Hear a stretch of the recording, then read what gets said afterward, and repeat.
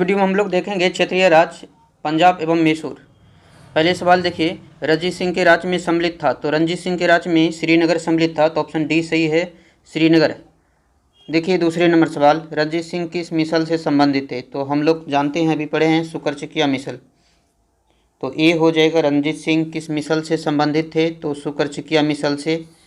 अगले सवाल देखिए, आगे बढ़ते हैं। अगले सवाल तीसरे नंबर सवाल देखिए, महाराजा रणजीत सिंह के राज्य की राजधानी थी, तो महाराजा रणजीत सिंह के राज्य की राजधानी कहाँ थी, लाहौर थी, ऑप्शन सी सही है, लाहौर। चलिए अगले सवाल देखिए, तो यहाँ पर देख सकते हैं आप, वीडियो को पॉज करें और यहाँ ज़रूर पढ़ें।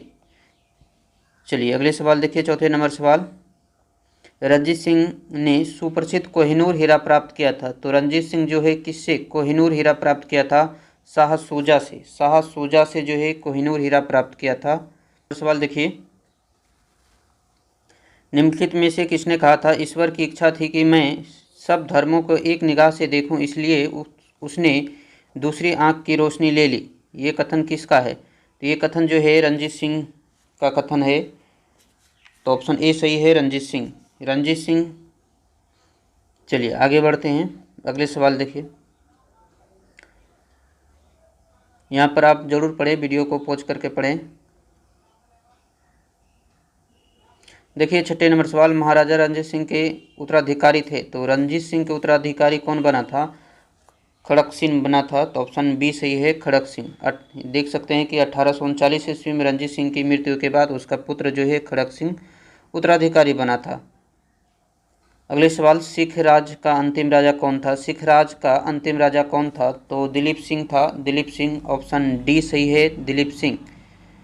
महाराजा दिलीप सिंह जो है सिख राज का अंतिम शासक था और 1843 से 1849 तक इसका शासन रहा था, ध्यान रखें। चलिए अगले सवाल देखिए, पंजाब के पूर्व महाराजा दिलीप सिंह के विषय में कौन सा कथन जो है सत्य है, कथन सत्य कौन सा है देखना है। देखिए ए नंबर कि 23 अक्टूबर 1893 को उसका निर्धन पेरिस में हो गया था, तो ये बिल्कुल सही बात है कि जो है 23 अक्टूबर 1893 को इसका निधन जो है पेरिस में हो गया था, तो ऑप्शन ए सही है, ऑप्शन ए सही है। सिख सम्राट का अंतिम शासक कौन था, सिख सम्राट का अंतिम शासक कौन था, दिलीप सिंह, दिलीप सिंह सिख सम्राट का अंतिम शासक था, दिलीप सिंह। आगे बढ़िए, अगले सवाल देखिए, यहाँ पर देख सकते हैं, पंजाब के सिख सम्राट के अंतिम शासक दिलीप सिंह थे। 1849 ईस्वी में द्वितीय आंग्ल सिख युद्ध की समाप्ति पर अंग्रेजों द्वारा पंजाब का विलय कर लिया गया तथा दिलीप सिंह को पेंशन देके ब्रिटेन भेज दिया गया था, तो ध्यान रखें इसे। अगले सवाल देखिए, पंजाब के विलय के पश्चात पंजाब पर शासन करने के लिए निम्नलिखित में से कौन 3 की परिषद का सदस्य नहीं था, तो 3 परिषद की सदस्य बनाया गया था पंजाब पर शासन करने के लिए, तो उनमें से इलियट और रॉबर्ट मॉन्टगोमरी ये सदस्य नहीं थे, तो ऑप्शन यहाँ पर ए और डी सही है, तो ए और डी दोनों सही है। आगे बढ़ते हैं, अगले सवाल देखिए, इसे जरूर पढ़िए। देखिए, पंजाब के ब्रिटिश सम्राट के विलय के बाद लॉर्ड डलहौजी ने 1849 ईस्वी में पंजाब पर शासन करने के लिए 3 लोगों की एक परिषद का गठन किया था, जिसमें सर हेनरी लॉरेंस को अध्यक्ष तथा जॉन लॉरेंस और चार्ल्स ग्रेनविल मार्शल को सदस्य के रूप में नियुक्त किया गया था, ये जरूर ध्यान रखें। चलिए अगले सवाल देखते हैं। 11 नंबर सवाल देखिए, प्रथम आंग्ल मैसूर युद्ध जो कि 1766 से 69 तक हुआ था में जो है कौन विजय हुआ था, तो प्रथम आंग्ल मैसूर युद्ध में हैदर अली विजय हुए थे, हैदर अली, ऑप्शन बी सही है, हैदर अली। अगले सवाल देखिए, 12 नंबर सवाल, निम्नलिखित में से कौन 1755 में डिंडीगुल मैसूर में एक आधुनिक शस्त्रागार की स्थापना की थी, तो आधुनिक शस्त्रागार की स्थापना 1755 में मैसूर में जो है कौन किया था, हैदर अली, ऑप्शन बी सही है, हैदर अली। और यहाँ पढ़िए। चलिए अगले सवाल देखते हैं।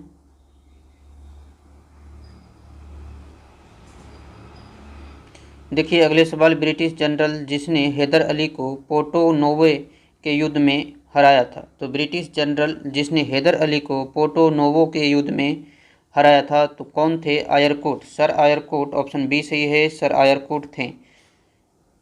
अगले सवाल यहाँ देख सकते हैं कि 1781 में हैदर अली का सामना अंग्रेज जनरल आयरकोट से हुआ, जिसने पोर्टो नोवो के युद्ध में, जो कि 1781 में ये युद्ध लड़ा गया था, हैदर अली को परास्त किया था। अगले सवाल देखिए, टीपू सुल्तान ने अपनी राजधानी बनाई थी? तो टीपू सुल्तान ने अपनी राजधानी कहाँ बनाई थी? तो सभी को पता है कि टीपू सुल्तान जो है श्रीरंगपट्टनम में अपनी राजधानी बनाई थी। तो ऑप्शन क्या सही हो जाएगा? ए नंबर, श्रीरंगपट्टनम में राजधानी बनाई थी, ए नंबर सही है।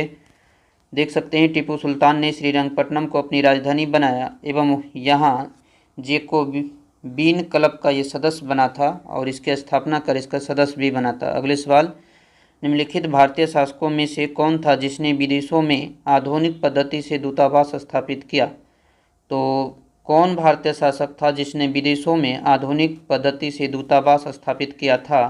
कौन थे? तेजी में उत्तर कीजिए, ये कौन थे? तो ये थे टीपू सुल्तान। तो ऑप्शन डी सही है, टीपू सुल्तान। चलिए अगले सवाल देखिए, 16 नंबर सवाल देखिए, टीपू सुल्तान ने ब्रिटिश सेना को 1780 में हराया था? तो ब्रिटिश सेना को 1780 में हराया था कहाँ पे? तो कहाँ पे हराया था? तेजी में उत्तर कीजिए। देखिए पोल्लीलूर में जो है ये टीपू सुल्तान ने ब्रिटिश सेना को हराया था। तो ऑप्शन बी सही है।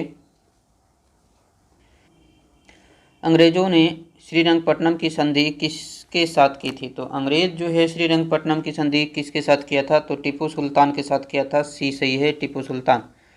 अगले सवाल देखिए, यहाँ पर पढ़िए आप लोग। अगले सवाल 18 नंबर सवाल, टीपू सुल्तान अंग्रेजों के साथ युद्ध में मारे गए थे? कब मारे गए थे? 1799 में। 1799 में चौथे आंग्ल मैसूर युद्ध में ही मारे गए थे, 1799 में। ये लास्ट मैसूर युद्ध था। कौन सुमिलित है? तो प्रथम आंग्ल मैसूर युद्ध हैदर अली की पराजय, प्रथम आंग्ल मैसूर युद्ध में हैदर अली की पराजय नहीं हुई थी, ये गलत है। दूसरे देखिए, दूसरे आंग्ल मैसूर युद्ध हैदर अली ने अंग्रेज़ों को पराजित किया, तो बिल्कुल गलत है।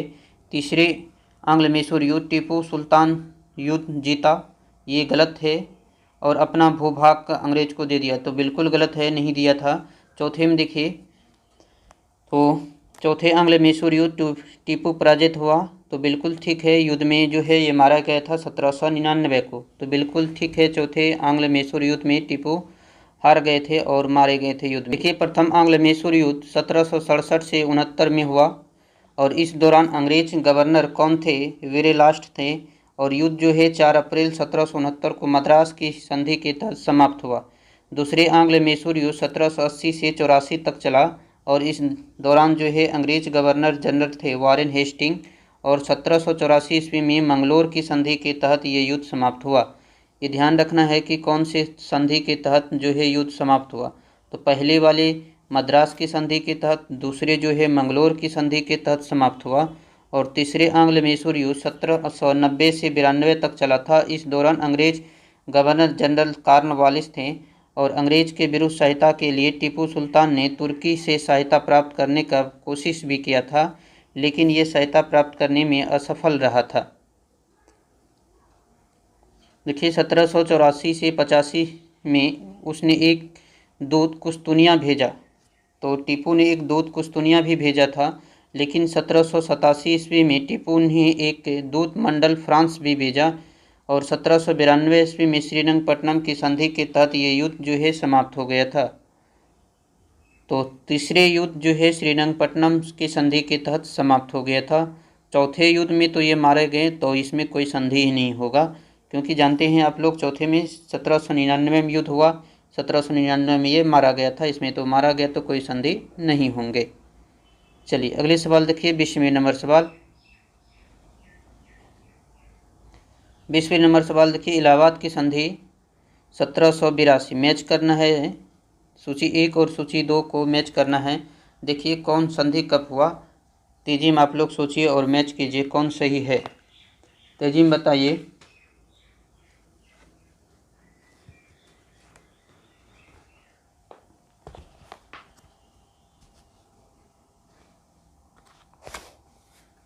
आप लोग उत्तर कर लिए होंगे।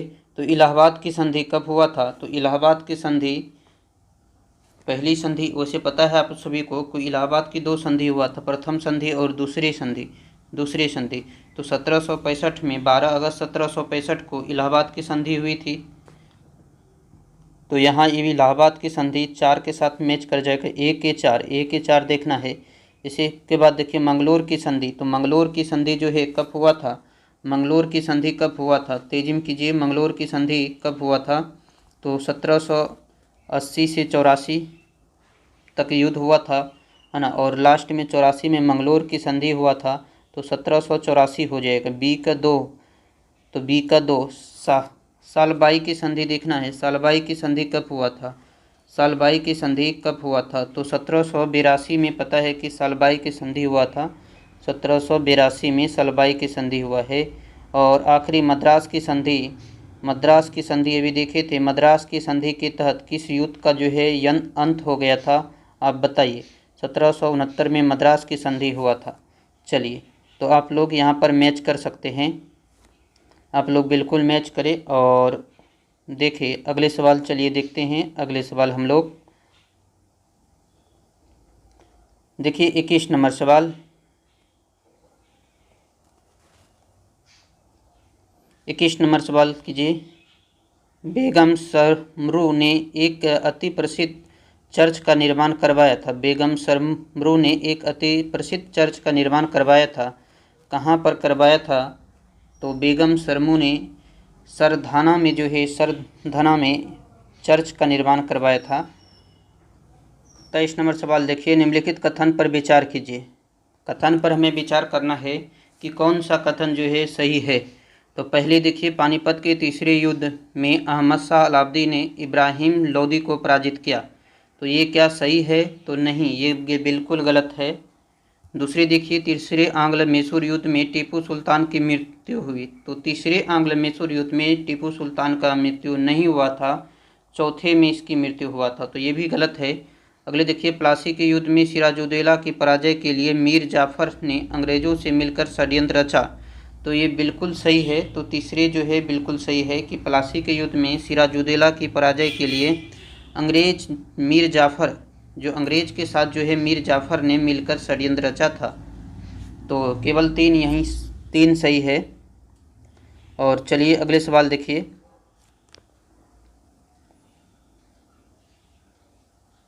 और हम लोग देखेंगे अगले वीडियो में गवर्नर जनरल, और ये चैप्टर यहीं पर ख़त्म हो जाता है।